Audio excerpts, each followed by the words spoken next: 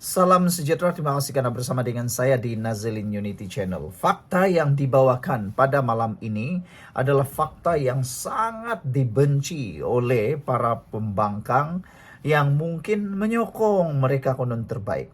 Tapi rupa-rupanya apa yang saya sampaikan kepada Anda semua ini adalah satu perkara yang ramai orang yang tak boleh nafikan langsung. Anwar Ibrahim sebenarnya lebih baik jadi Perdana Menteri berbanding Muhyiddin Yassin, Najib Razak, dan Ismail Sabri Yaakob. Kenapa? Agak-agaknya. Pertama, Anwar Ibrahim ialah Perdana Menteri yang reformis dan berprinsip. Kelebihan Anwar Ibrahim ialah berintegriti dan mempunyai rekod bersih. Anwar Ibrahim tidak pernah terpalit dengan skandal rasuah berbanding Najib dengan 1MDB-nya, Muhyiddin pula dengan Jana Wibawa dan rundingan darurat. Selain daripada itu, Ismail Sabri Yaakob juga sekarang ini terpalit dengan kes berkaitan dengan uang. Yang mana SPM telah pun mohon lucut hak milik atau hak uang 169 juta milik Ismail Sabri Yaakob. Ramai yang tertanya-tanya, duit itu datang dari mana? Ismail Sabri Yaakob baru saja jadi Perdana Menteri. Tetapi kenapa dia mempunyai uang tunai sebegitu banyak dan lebih mengejutkan, kenapa disimpan di tempat lain di rumah orang lain? Jadi itu sebabnya Anwar Ibrahim lebih baik daripada Ismail Sabri Yaakob. Sebelum saya teruskan ulasan yang panas dan pastinya menarik perhatian Anda semua ini dia Transufactor for Life terapi imun yang Anda cari-cari untuk menyembuhkan Anda daripada sebarang jenis penyakit. Ini tidak menyembuhkan Anda dan ini bukan ubat. Tetapi ini ialah terapi imun yang meningkatkan daya imun badan kita sehingga 400%. Secara umumnya dan secara ringkasnya, kita kena penyakit karena imun badan kita yang lemah. Secara umumnya, apabila imun badan kita jadi lemah, bodoh, dan tidak mempunyai kebijaksanaan, itu akan menyerang tubuh badan kita sendiri dan kita sukar sembuh daripada sebarang jenis penyakit. Tapi ingat, apabila imun badan kita menjadi kuat, apabila imun badan kita menjadi bijaksana, kita boleh melawan penyakit daripada dalam dan menyembuhkan kita daripada pelbagai jenis penyakit. Dapatkan produk ini melalui nombor telepon yang tertera. Ingat, jangan bertangguh-tangguh. Anda bertangguh, Anda rugi. Ini peluang Anda untuk mendapatkan kesehatan yang Anda impi-impikan.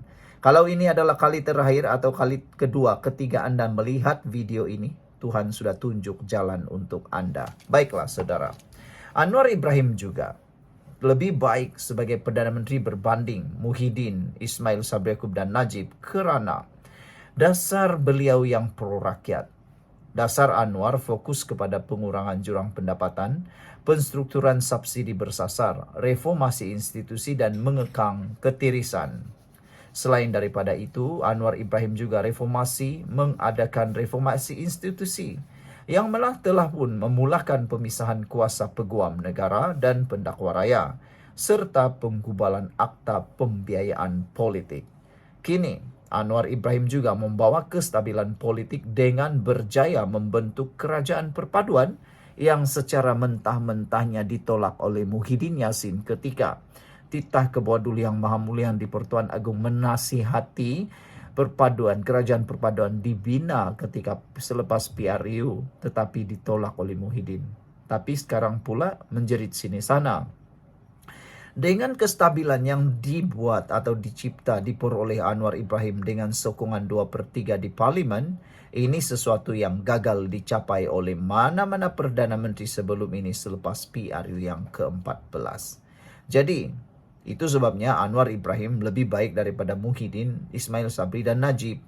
Selain itu, Muhyiddin Yassin juga Perdana Menteri keduta dan gagal urus krisis.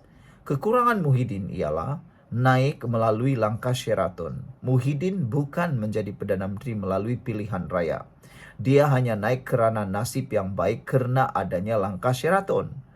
Ini adalah rampasan kuasa yang mencetuskan ketidakstabilan politik negara yang berpanjangan, bahkan sampai sekarang seakan-akan yang boleh menjadi ikutan sampai bila-bila. Muhyiddin juga gagal urus pandemik secara sistematik.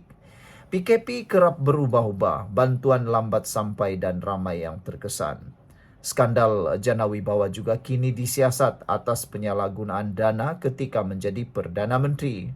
Sehingga kini beliau terpaksa menghadap pelbagai tuduhan di mahkamah. Dan lebih pelik dan paling parah lagi ialah sehingga kini menantu Muhyiddin tak pulang-pulang ke Malaysia. Ada yang bertanya, kalau betul dia tidak bersalah, kenapa takut? Pepatah Melayu kata, berani kena benar, takut kerana salah. Selain itu, menurut netizen juga, banyak yang mengatakan bahawa Muhyiddin meneruskan survival politiknya semata-mata dan bukan untuk membantu rakyat. Sehingga munculnya yang belum pernah berlaku di Malaysia, rakyat Malaysia mengibar bendera putih. Anda sudah lupa itu? Kalau Anda lupa, Anda adalah orang yang paling menyedihkan. Najib Razak pula, Perdana Menteri populer tanpa diselubungi skandal. Tiada yang dapat menafikan Najib memang Perdana Menteri yang popular. Banyak memberikan bantuan kepada rakyat. Banyak memberikan uang kepada rakyat. Sehingga Mahathir menggelarnya sebagai money is king. Tapi dia diselubungi skandal paling besar dalam dunia, yaitu skandal 1MDB dan SRC. Skandal mega yang menyebabkan kerugian puluhan bilion dan merosakkan nama negara di mata dunia. Sehingga melibatkan pelbagai negara, pelbagai jenis negara. Selain itu, kelemahan dalam reformasi institusi yang mana tidak membendung rasuah dan berlakunya penyalahgunaan kuasa yang berleluasa. Kini, Najib telah meninggalkan legasi dengan peninggalan beban hutang negara yang tinggi kepada kerajaan selepas beliau tumbang. Yang keempat, Ismail Sabri Yaakob pula Perdana Menteri Peralihan tanpa arah yang jelas. Selain itu, sekarang ini Ismail Sabri Yaakob juga sedang terpalit dengan kes berkaitan dengan uang yang cukup banyak. SPRM telah pun memohon supaya dilucutkan hak milik uang 160 juta yang didakwa milik Ismail Sabri Yaakob. Kekurangan Ismail Sabri Yaakob ialah lemah dalam dasar awam, tidak mempunyai dasar jelas atau pelan jangka panjang semasa menjadi Perdana Menteri.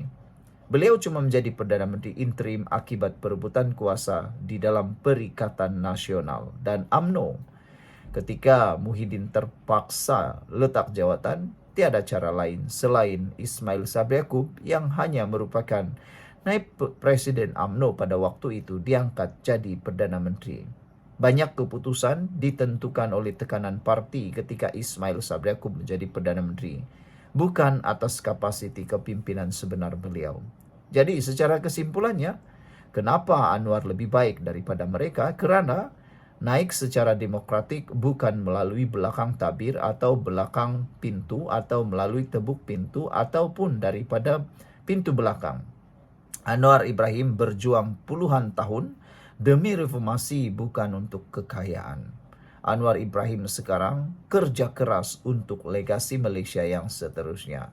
Ketiga, Anwar Ibrahim tidak memikul dosa pentadbiran terdahulu, malah berusaha menyelamatkannya. Yang keempat ialah fokus kepada kestabilan ekonomi, politik dan sosial, bukan survival politik Anwar. Kalau betul Anwar Ibrahim mahu survival politik, mana mungkin dia mahu mempunyai isu dengan Rafizi. Jadi saudara, kalau bukan Anwar, siapa lagi? Pemimpin yang tidak pernah menjual prinsip walaupun dipenjara dan difitnah. Hari ini, rakyat lihat sendiri.